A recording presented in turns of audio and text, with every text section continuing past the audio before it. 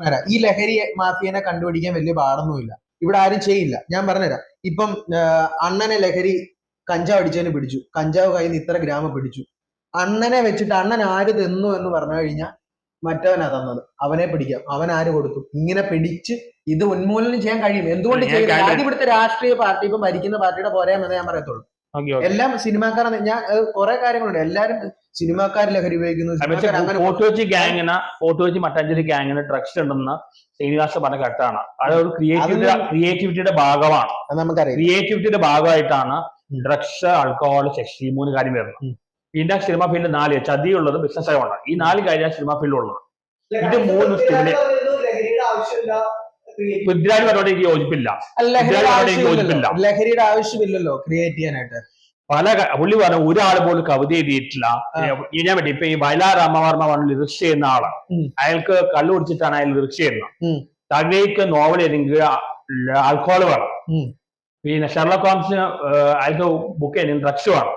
അതൊരു ഫാക്ടർ തന്നെയാണ്. ക്രിയേറ്റിവിറ്റിക്ക് ഒരു ഫാക്ടർ തന്നെയാണ്. അതൊരു മാത്രം ഉപയോഗിക്കാതെ ചെയ്തതുകൊണ്ട്, പക്ഷെ ഇതൊരു ഫാക്ടറാണ്. കാരണം സയന്റിഫിക്കലി പ്രൂവ്ഡ് തന്നെയാണ്. പല ബുക്കിൽ വായിച്ചിട്ടുണ്ട്. അത് ഞാൻ പറയട്ടെ, അവര് ക്രിയേറ്റീവിന് ചെയ്യുന്നു എന്ന് ഞാൻ വിശ്വസിക്കില്ല. കാരണം ഇപ്പം ഇമാജിനേഷൻ അങ്ങനത്തെ അല്ല, ഇങ്ങനത്തെ ശീലമാണ്.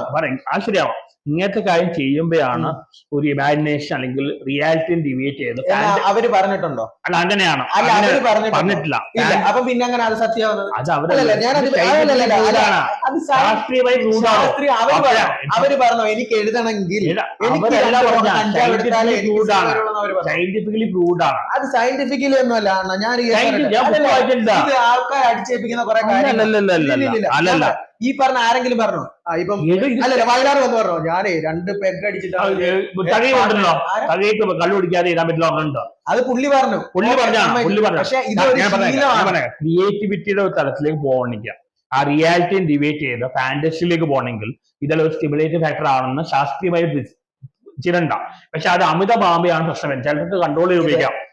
ഇത് ഞാൻ പറഞ്ഞുതരാം. ഇവര് ഇതൊക്കെ ശീലമായവരാ. അല്ല ഇതിനു വേണ്ടി ഇത് എഴുതാൻ വേണ്ടി അല്ലെങ്കിൽ വായിക്കാൻ വേണ്ടി അല്ലെങ്കിൽ എന്തെങ്കിലും ചെയ്യാൻ വേണ്ടി കഴിക്കുന്നതല്ല. ഇവര് ചിലപ്പം ഏതെങ്കിലും സമയത്ത് അവരുടെ ശീലം ഉപയോഗിക്കുന്നു. ഇത് ശാസ്ത്രീയമായി പ്രൂവ്ഡ് ആണ്. ഇത് സ്റ്റിമുലേഷൻ ആണ്. പല ആൾക്കാരും അനുഭവത്തിൽ നിന്നാണ് എഴുതിയിട്ടുള്ളത്. ഇപ്പൊ ONVയുടെ ഈ ഞാൻ പറഞ്ഞുതരാം. ഞാൻ പറയട്ടെ, എനിക്ക് പറയാൻ അവസരം എന്താ.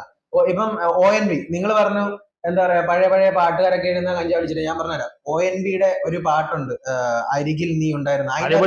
അല്ലല്ല, അതിന്റെ ഞാൻ മുഴുവൻ പറയട്ടെ. അതിന്റെ അകത്തൊരു വരിയുണ്ട്, രാത്രി മഴ പെയ്ത് തോർന്ന നേരം എന്ന് പറഞ്ഞിട്ട് വരിയുണ്ട്. ആ വരി പുള്ളിക്ക് കിട്ടിയെന്ന് പറഞ്ഞു കഴിഞ്ഞാല് എന്താ കഴിഞ്ഞാൽ ആ മ്യൂസിക് ഡയറക്ടർ രാജമാസ്റ്റർ ആരാണെന്ന് തോന്നുന്നു. അദ്ദേഹം പാട്ട് ഇഷ്ടപ്പെട്ടില്ലെങ്കിൽ ഓപ്പൺ ആയിട്ട് പറയും. വർഷങ്ങൾക്ക് ശേഷം ദേവരാജൻ ആരാ മ്യൂസിക് ഡയറക്ടറിന്റെ പേര് മറന്നുപോയി. അവര് വർഷങ്ങൾക്ക് ശേഷം ഒന്നിക്കുന്നതാണ്. അപ്പൊ ലാസ്റ്റത്തെ പാട്ട് കിട്ടിയില്ല. അപ്പം പബ്ലിക്കായിട്ട് പാട്ട് ഇഷ്ടപ്പെട്ടില്ലെങ്കിൽ ഇദ്ദേഹം പറയും, ഓപ്പൺ ആയിട്ട് പറയും എനിക്ക് ഇഷ്ടപ്പെട്ടില്ല എന്ന് പറയാം. അത് പേടിച്ചിട്ട് പുള്ളി ഇങ്ങനെ ഇരുന്ന സമയത്ത് ഒരു മഴ പെയ്തു.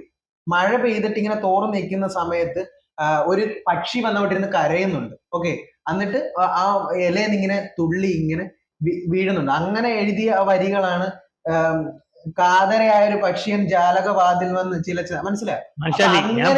ഞാൻ പറഞ്ഞ പോയിന്റ് മനസ്സിലാക്കുന്നില്ല. ഞാൻ പറഞ്ഞത് ഇതൊരു ഫാക്ടറാണ് മാത്രമേ ഉള്ളൂ. ഇതില്ലാതെയും ചെയ്യാം. ഇതൊരു ഫാക്ടറാണ് മാത്രമേ ഉള്ളൂ. ഇതൊരു ഫാക്ടർ ആണല്ലോ. ശീലമാണെന്ന് ഞാൻ പറയത്തുള്ളൂ. ചിലര് ഇത് ജോൺ അബ്രഹാം പറയുന്ന ആള് 24 hours കുടിക്കുന്ന ആളായിരുന്നു. പഴയ മേക്കേഴ്സ് ആയ ആരാണ്, അരവിന്ദൻ, ഇവരെല്ലാം അതുകൊണ്ടാണ് അവർ പെട്ടെന്ന് മരിച്ചു പോയത്. ഇവരെല്ലാം ആൽക്കഹോൾ കുടിക്കാനും ഇതൊരു ഫാക്ടറാണ് മാത്രമേ പറയുന്നത്.